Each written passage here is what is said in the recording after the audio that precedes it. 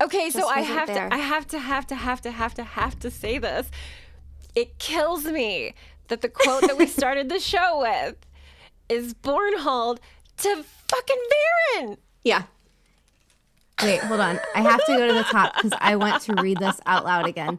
The children have authority wherever the light is, which, and where the light is not, we bring it. He read her. It's like he knew. Yeah. When I saw that quote and I saw who it was said to, I was like, oh.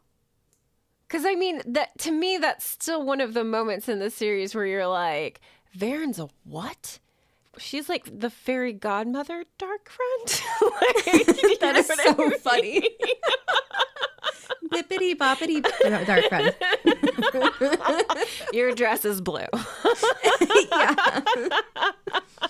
Gosh. I mean, how in the world could he know that she was a dark friend? So I'm fairly certain this isn't directed just at her. But I mean, could you imagine being Varen in that moment and feeling like he knows? Like, not just is he accusing me of being a dark I feel like friend she's because too, I'm an Aes I feel like Sedai. she's too cool for that. Collected like for that? You don't think it would, yeah, like it would just, I think it would like glide right off her back. Like, I think she would almost like smile to it and kind of be like, okay. Oh, well, okay.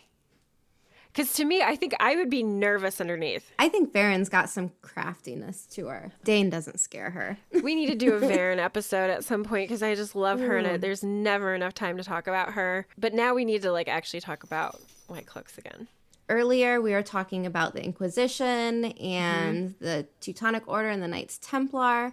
So what struck me is after the Crusades, many of these religious orders, they weren't fighting, so they had to find something else to do. Their title was basically honorific. Like, we're the Knights Templar. What does that mean? Nothing. Yeah. So some of these organizations formed charitable hospitals and they were setting things up for poor people. So they were really trying to find like a niche and still kind of keep the name. Yeah. And even with the Teutonic Order, their motto, I guess, was Hilfen van Heilen, which is help, defend, heal. Oh, wow. So where I'm going with this is there's just this really funny connection with healing and setting up hospitals. And this was so common for these organizations, for these military orders. It really, really, really looks like foreshadowing with the Berlain and Galad relationship. Because after the last battle, the leader of the Whitecloaks, the Lord Captain Commander himself, aligns with Mayenne and aligns with Berlain. And Berlain basically offers up her own like residences as a hospital during the last battle. Yeah. So I'm just like, man, like it could be total coincidence, but seeing how much foreshadowing we have and like historical analogies in these books, I could see it being planned. I just don't know. Like, maybe it's in Robert Jordan's notes, or maybe it was just something that Brandon Sanderson included at the end. Yep. We don't know, and we'll never find out unless someone finds some notes somewhere. I do. Crazy. I had not thought about that. And I like that you put that together because it wasn't something that I had put together at all. I don't know. It feels right, though, considering like his connection between like pulling in the Templars and the Spanish Inquisition, that it would then evolve into something that was also reflected in these orders throughout history. So, I mean, Right. And I mean, Galad himself has this desire to always stay on the right side of things. And so with him being in the position that he's in, and to kind of even be almost in this, I don't want to say quandary about what is right and what is wrong any longer, but I think he could solidly say healing people who are wounded, who need a place to go, is without doubt the right move to make. You know, like you can't really step wrong if you're like, I'm going to make sure that those people get medical attention. Safe and healthy. Yeah. Yeah. And I mean, I would love to dig into the Berlain and Galad relationship more, but I don't know if that so much has to do with the Whitecloaks. Maybe someday we'll kind of get into it a little bit more. Yeah. But I We do could think, do a whole one on Galad and his weird relationships throughout the Wheel of Time, because like right? I want to talk about him and even Valda, of course. But Hmm. yeah. But I think with Galad, like his character brings up the question of will there be some redemption for the Whitecloaks? Because Mhm. they do end up joining the last battle. They fight for the right side. Yep. And it's kind of begs the question, like, what happens to the White Cloaks after they're done fighting? Just the same Right. question, like, what happened to the like Knights Templar, like after the Crusades? So Mhm. what do they do when the fighting's over? Mhm.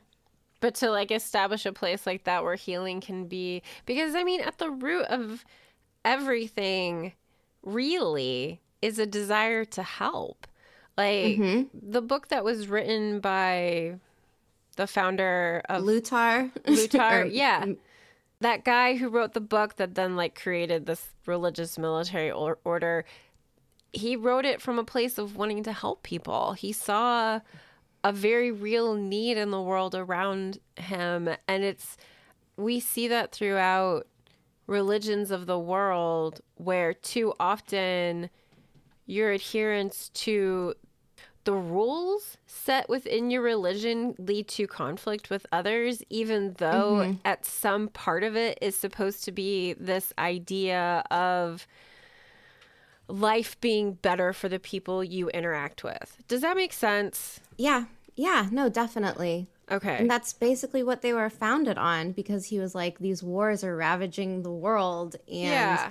it's creating this niche for dark friends to fill. And Yeah. on the Discord, while we're speaking about mirroring things, Yeah. This is fascinating to me. so Snakes and Foxes on our Discord wrote, thinking about the White Cloaks, one has to see the parallels with the Red Aja. While the Red hunt specifically for male channelers, the White Cloaks are a non-powered, like a non-channeling group, hunting for all channelers as they view it as evil, corrupt, dark. Think about how both the White Tower and the White Cloaks consider wolves and the humans who can communicate with them. Pedro Nile is fascinating in that he views channelers as a whole as evil, but in specifics is able to make exceptions. And then he has in parentheses more gays. Also, Valda is a piece of poop emoji. Galad is also interesting in the fact in that he goes through his journey of seeing the world in black and white to having grays. So exactly what you Mm-hmm. had brought up, Tracy. And he brings the children to do the same thing. Mm-hmm. So this really kind of goes into like what kind of like redemption will they have? Mm-hmm.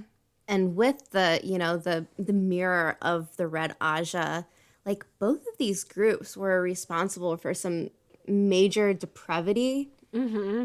And this is, I mean, we always go back to the vileness, but Mm-hmm. this is just this like wide sweeping act of disgusting behavior. And Mm-hmm. then the White Cloaks, like maybe they're just as bad. Like look at Mm-hmm. how Eamon Valda oh, and Sorry. Asuana, Mm. they both had a hand in the torture and rape of Morgaze. And this is just one example in a long list of messed up things that the White Cloaks do. Yep. And I mean, just another like quote from the wiki: the philosophy of the children is a blend of retribution and redemption. While they believe that no man is so lost that he can't be brought to the light, the penalty for being a dark friend is death. So Yep. like, okay. And then this is what really gets me. They also say the sins of the mother are visited to the 5th generation and the sins of the father to the 10th. So they're not just going to punish you for being a dark friend. They're going to what? Kill What your about your next entire 5 line? generations? Yeah. I mean, that's like wiping out a person's entire family and having permission to do it written straight into your laws. This is one of the things because there are moments with the White Cloaks where I'm like, okay, there is a necessary, like, someone has to be looking out for these dark friends and whatnot, but the way they go around it is just all wrong. All All wrong. wrong. Yeah. All The wrong. idea of having a separate section that's dedicated just Torture? to torture. Yeah. Yeah. I mean, medieval torture seems to be the way that Robert Jordan leans when I think about, and I mean, I don't know what kinds of advances happen in torture, like, but medieval torture techniques were really brutal. Like stretching your body till it breaks or putting you in an iron. I think the Iron Maiden is kind of a myth. I know they do exist, but that's some seriously messed up stuff. Right. And I mean, even like the rack, like to be stretched like that, like, and that was almost one of the gentler big time quotation marks of like things like I in fact I think some laws were like all torture is except with the exception of stretching on the rack, because when you say the word stretching it sounds kind of pleasant, actually. It's like, oh, we're gonna do some yoga. All right. Cool. Yeah. No, the popping and stuff that happens is not the kind you want. They pull your arms out of their sockets and pull them off. Like, if you, in all honesty, if you are one of those people, and I fully admit it, that really likes realistic portrayals of brutal moments in history, and I will admit, I still can't watch this scene fully. The Tudors, when they're doing the trial of Anne Boleyn, they can't torture the nobleman, but they can torture the bard, basically, like the singer that for like, them. Yeah. And so they were able to torture him, and what they go through in the show is just awful. But then when they bring him out to be executed, his body, like portrayed in the show, his body is so broken that he can't walk on his own. He's being carried. He can't see because they've like done so much damage to his face. Out. Probably like, and then they this is our darkest episode ever. I mean, honestly, I think it's kind of sad how like I'm like, ooh, torture, and I'm all like, well, but no, it's I feel like people are drawn. Yeah, people are drawn to the weird and scary, and I've been to a torture museum. I mean, of course you have. Some of these, when you were talking about the conical helmets, they used to make these giant metal like idiot helmets and publicly shame you. So they would put you in these helmets where you had to like hang around and you can't see. It's just like covering your whole head. Torture is bad. Is really bad, and the Whitecloaks have an entire division of elite trained torturers. Yeah. Which just, I mean, I just can't see how your system can't become correct if you have something like that in place, So just to point out, the Whitecloaks, maybe their intention starting out was good.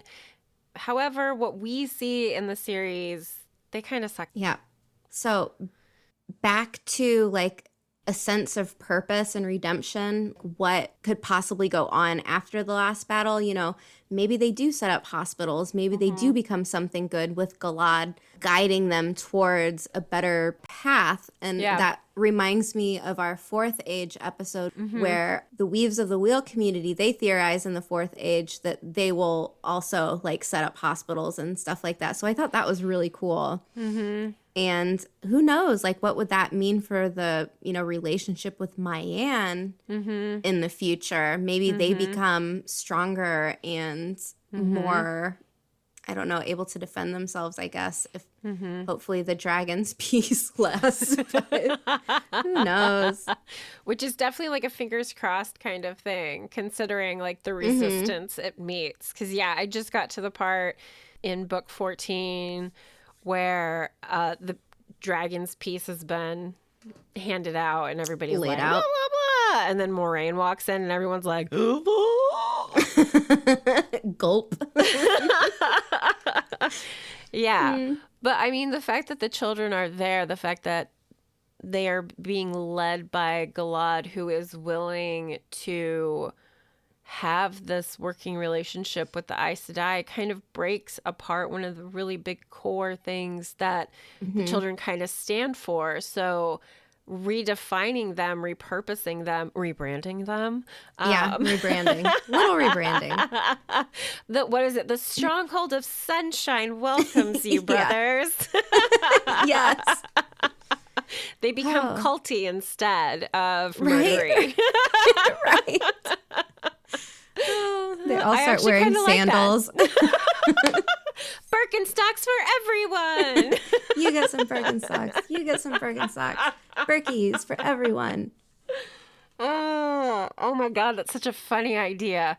I wanted Gala to just ask gives you up. because you're much more familiar with this part in the series because you've read it more like recently than I have. Yeah. But the conversation that Morghese has with Galad before Perrin's trial is really, I feel like, a turning point Oh, for definitely. Galad and the Children of the Light. She really, like, there's regret in Morghese as she's having this conversation with Galad. She sees where she allowed his black and white way of thinking to stay as it was. Like, she hesitated to smudge the lines for him, and she regrets the fact that she didn't do that.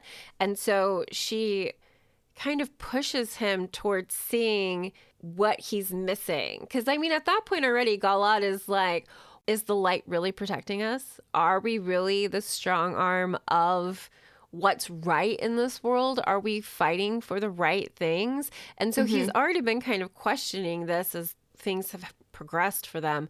But Morghese really kind of is like, And two, Galad has all of this pressure on him from Child Buyer and That's true, yep. Dane And Bornhold. Bornhold.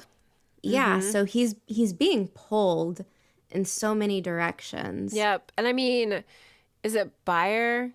Which one is the one that's like practically rabid about Buyer. wanting? Yeah. Buyer. So I mean, with that kind, and I mean, Buyer and Bornhold are kind of like his right hand men, basically. At least that's the position that they seem to have kind of taken on. So they're men that he trusts, and for one of them to feel so passionately about Perrin's guilt, that had to have like really pulled on Galad in his decision making. And then to have his mother, who he thought was dead and is now suddenly alive in front of him and offering advice, like his whole world has flipped. So there has to be a lot going through him at this time. And I feel like in very Robert Jordan fashion, Morghese is right there. She knows exactly what to say to get him to think. And you're just like, light be praised. Thanks. And for too, Morghese. what's interesting is she doesn't come right out and say it. She kind of alludes to it and makes him think it out for himself. Yep. And Like, she I don't know. I questions love him. Morghese. Yeah. She doesn't, it's very Socratic of her. Like, she uses that, like, here's the question. I know you are a good man. You will come to the right answer, but somebody And then needs she to gives be the pressing you. decision to him too. I forgot about that. Yeah. Yeah. All of this is going on, and then the Whitecloaks are attacked by Trollocs. Right? And, Child Buyer, I don't remember if Bornhold said it too, but they're like, he brought them. But the Whitecloaks are just getting their asses handed to them. Yep. And Galad, if I remember right, he was like, oh shit, like they are not ready for a real fight. Like this is the first time they've experienced a real like fight with Trollocs. Shadow Spawn. Most of them think that they don't think that they're real. Right, and they're just getting destroyed. And then Galad has this realization that like you said, like shit, maybe the light isn't actually on our side and we are just normal people like anyone else, and we weren't protected. Like our God wasn't there to save us. Yeah. And I mean, one of the things that I really like about the way that gets set up is how Perrin starts positioning his army to so good. the area above where the Whitecloaks have camped. And everybody is like, oh my gosh, Perrin's actually going to attack the Whitecloaks. And then when he like starts pointing in the opposite direction, everyone's like, oh my gosh. Yeah, he has all of the longbows firing arrows. Like I think it was like behind the Whitecloaks from the direction that the Trollocs were coming. Yeah, and then there's this moment of like panic, and then he leads his army down to like catch the Trollocs almost from behind to be able to get to help the Whitecloaks. And I mean, the realization that Perrin just swooped in and risked his people's lives to defend Whitecloaks. Like, doesn't he give Galad his horse even? Galad like breaks his leg or something. yeah, I think And he has he's to like ride behind him for a while. yeah. Until he gets a horse. I don't remember. Those battle scenes are always so much, even if they're really yeah. good. But yeah, I think that's one of those things, and I think that so often really does mimic faith and faith crises. You know, like I think everyone has like a moment when they question their faith, and some people come on out the other side still adhering to their faith and feeling stronger about it, and other people don't, and other people have breakdowns like Galad does for a moment. And I think it's totally understandable for him to be in a place where he's kind of questioning everything at this time. The last battle's like right around the corner. Right. So, I mean, if you're going to question your life at any point, this might not be such a bad time to do it, you know? True. Get yourself Who am I? right. Right? What are my beliefs? Or maybe it's not the best time to have an existential crisis, but I don't know. Either way, it seems like there is a possibility of redemption for the Whitecloaks. I think it is possible. I am potentially too optimistic, but I would like to believe that the idea of peace would settle in after so much destruction. And for that to have been... You would think after this giant battle, they would feel some type of unity towards each other. I don't know about the Shan-Chen. Right. I don't believe that they will change their ways. But with the Whitecloaks, I feel like there's a possibility. And this is another part too, when all of that is going on, you know, we see Dane Bornhalt as one of the most like fervent. He's really like 100% in to the whole way of life with the Whitecloaks. But when Child Buyer goes after Perrin, doesn't he like he murders him. He murders Buyer. And there's just kind of that moment where he's like, fuck, you know, and then he's having this like existential crisis. Like, I just murdered my friend to save this guy's life who I hate, who killed my father. Yeah. It's what I love. It's what I love about the series is the emotional quandaries that like... It's just layers and layers and layers. Yeah. Am I happy about this? Am I mad about this? Am I relieved that this has happened? You know, like just so many things. I cannot even imagine having to kill someone who is my friend, even if I believed it was right enough to do it, you know? Like that's... There's so much like PTSD in here. I don't know how people get through it. And I know a lot of people get annoyed where they're like, well, this person is just moping and this other person doesn't want to listen to anyone. And this person is just sad all the time. And I'm like, oh my God, like if I went through like one of those things, I would be curled up in my bed for a year. Yeah. Yeah. But I would rather do favorite Whitecloak moments. Yeah. Yeah. I was just going to say. We've been talking for a long time, which is fine. I've had a great time. But favorite Whitecloak moments. So for me, the first one that comes to mind is the fight scene between Eamon, Valda, and Galad. And like in this moment, Galad feels righteousness under the light. We'll see him through this trial by combat that he's demanded. So Galad is at this point where he feels like Eamon Valda killed his mother. Is he aware at this point that Eamon Valda has also raped his mother? I think he knows of the abuse, but I think it's like alluded to. Like he knows she was abused, but he's assuming that it was much worse than what he's being told. Yeah. Yeah, people are probably being careful around his feelings to an extent. And he knows what the Inquisitors are capable of. So That's true. So directly after this battle has basically been like turned into something near sacred, it says in the book, under the light we are gathered to witness trial beneath the light, a sacred right of any child of the light. Valda walks toward Galad. All cat crosses the I can't even speak. All cat crosses the courtyard, arrogance. And the book says his smile was all contempt this time. Nothing to say, boy? Small wonder, considering that a blade master is going to cut your head off in about 1 minute. I want one thing straight in your mind before I kill you, though. The wench was hale the last I saw her, and if she's dead now, I'll regret it. That smile deepened, both in humor and disdain. She was the best ride I ever had, and I hope to ride her again one day. Seriously, what a shit thing fuck to Valda. say, right? So this, of course, is a ploy to rile Galad and make him so angry that when he's not thinking correctly, he's too emotional in his motions as he goes about fighting.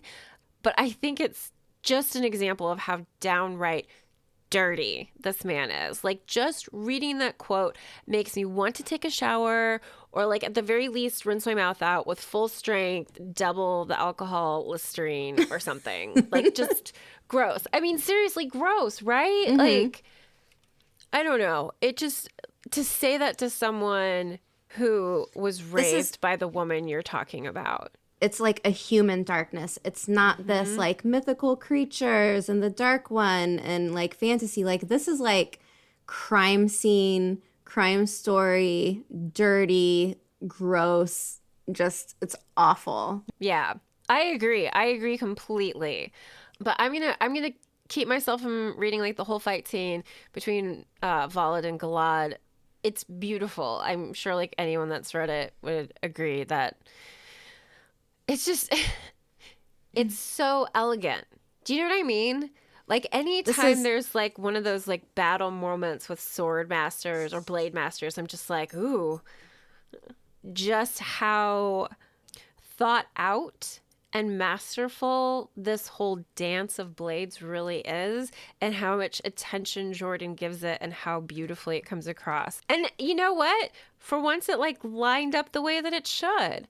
Right. Like, whether or not Valda killed Morghese, taking his life was most definitely retribution for probably a lot of shit things done that man committed. I don't necessarily mind too much when he dies. Nope. The most satisfying moment, of course, is at the end of the fight.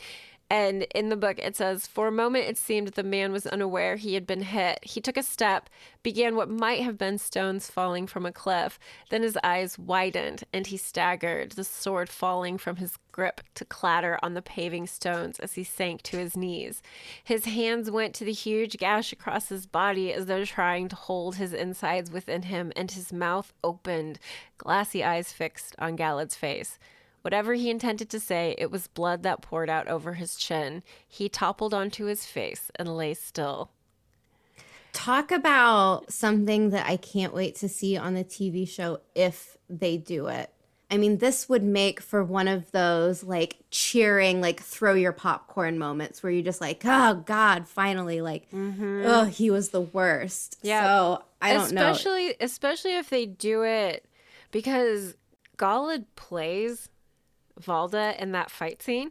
Like, he slows himself down enough to make Valda feel as though he's safe, and that Galad is starting to be worn down by him, which allows Galad to be able to make the blow that kills Valda in the first place. But if you're watching that and you're not reading his inner monologue of what he's intentionally doing, it looks like Galad would probably be on the losing end of that, and you're like, yeah.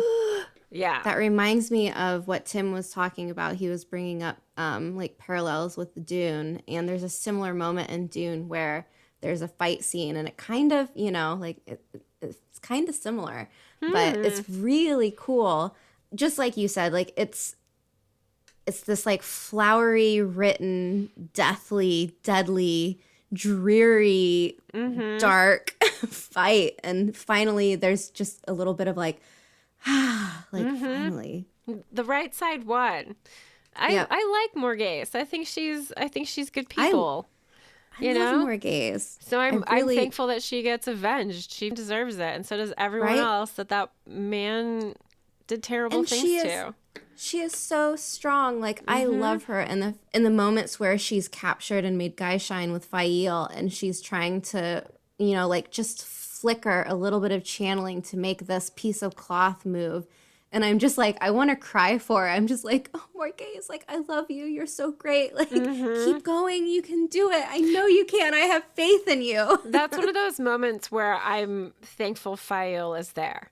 Because isn't that what she does for Morgaze? Is she like, she holds her and she's like, you can do this. You can do this. You can find that within you. You're so strong. And I'm like, yeah. It's powerful. There's so many good points. Yeah, so I'm gonna get into my favorite Whitecloak moment, and it's basically what I love about this is that he's not really officially a Whitecloak. He's just he works for them, but it's the whole storyline of Sebin Balwer and how he's revealed to be the actual spy master for the children, and I love the fact that he hates Valda so much for what he did to Pedro Nile that he actually like smuggles Morgaze out of the fortress. And at first I was really worried. I was like, this guy is going to do something awful. Right. And it just like turns trade out them for casks of wine or something, but something like something bad was going to happen. Yeah, that's exactly what I thought. And then like it's kind of revealed and you're like, okay, well this guy is pretty cool. Yeah. And I love that we get to see like this mysterious agent working for Pedro Nile.